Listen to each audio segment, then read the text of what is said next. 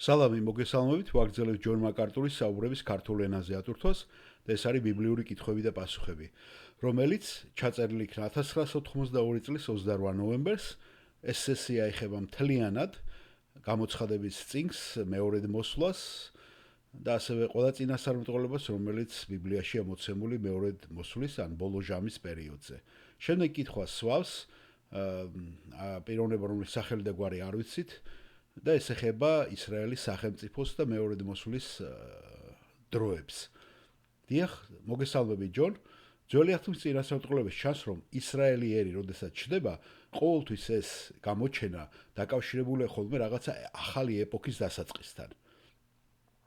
ჩვენ შეიძლება ახლა ვცხოვრობთ ძველი ეპოქის ხანაში, მაგრამ ხედავთ, რომ ისრაელი გამოჩნდა 1948 წელს და სახელმწიფო სტატუსით შეიქმნა. როგორ ფიქრობთ, ძალიან მალე დადგება დრო სამყაროს დასასრული? ეს მინიშნებაა ამისა? რას ფიქრობთ თქვენ? ჯონ მაკარტური პასუხობს: არა, მე არ ამგონია, რომ თქვენ ეს დასკვნა გამოიტანოთ ისრაელის სახელმწიფოსთან მიმართებაში, რომ სამყაროს დასასრული მოახლოებულია. ამან შეიძლება გარკვეულწილად რაღაცა როლი ითამაშოს იმაში, რომ ჩვენ უფრო მეტი რწმენა გავიზარდოთ და უფრო მეტი რწმენით შევხედოთ, რომ ღმერთი თავისი გრაფიკით მოქმედებს, რომ ღმერთს არ დაუტოვებია ისრაელიერი, არ გაუწყვეტია მასთან კონტაქტი, მაგრამ მე გაგიკვირდება და გეტყვით ამას, რომ ისრაელის ეს შეკრება, რომელზეც საუბარია გამოცხადების წიგნში, ხომ? და რომელზეც საუბარია ასევე წინასწარმეტყველებში, მე მჯერა, რომ ეს არის საუბარი 1000 წლეულის პერიოდში. როდესაც ეს მოხდება, ეს იქნება 1000 წლეულის პერიოდში.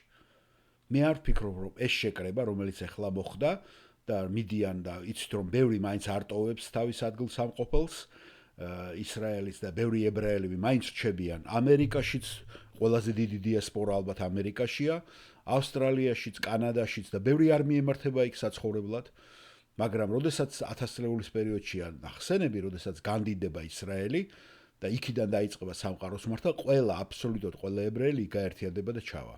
მაგალითად, ეზეკიელის 36 თავში გახსოვთ ხომ, მკვდარი ძვლები რომ ცოცხლდებიან და ხორცს შეისხამენ, ხო? ეს 1000 წლეულზეა ლაპარაკი. და მე ვფიქრობ, ეს მოხდება მაშინ, როცა უფალი თავის ხალხს შეაგროვებს და თავადი მეფებს იესო ქრისტე დაჯდება დავითის ტახტზე. ეს იქნება მაშინ. მაგრამ უბრალოდ როცა უყურებ ჩვენ ამ შეკრებას ისრაელის, ხო? ეს დანახვაც მნიშვნელოვანია, რომ ჩვენ კიდევ ერთხელ დაგვაფიქროს ამან. რომ ებრაელი ხალხი და მთელი წინასწარმეტყველება, იცით ხომ, მოცემული ებრაელ ხალხზე, სხვანაირად უაზრო იქნებოდა და ჩასარეცხი ალბათ, ნაგავად არ გამოდგებოდა, რომ არ გვეჯეროს. ეს არის გარკვეული რეპეტიცია ახლა რაც ხდება ისრაელის თავზე 1948 წლიდან მოყოლებული, რომ საოცრად სახელმწიფო არ არსებული 2000 წელი თითქმის იკრიბება და დგება სახელმწიფო. ასე რომ ყველა წინასწარმეტყველებაც ისრაელზე ნათქვამი აუცილებლად ახდება. მაგრამ იმის ლაპარაკი, რომ ახლა ეს მოვლენები დააჩქარებს და აჩქარებს სამყაროს ბოლო ჟამებს, ეს მე მგონი ნაჩქარევად იქნება ამ დასკვნების გამოტანა. ღმერთს ვიცით, რომ შეუძლია მთელი სოფლიოდან შეკრიბოს და მოიყვანოს თავისი ხალხი და ეს მოხდება 1000 წლეულში. გასაგებია? დიახ, მადლობა ჯონ, გასაგებია.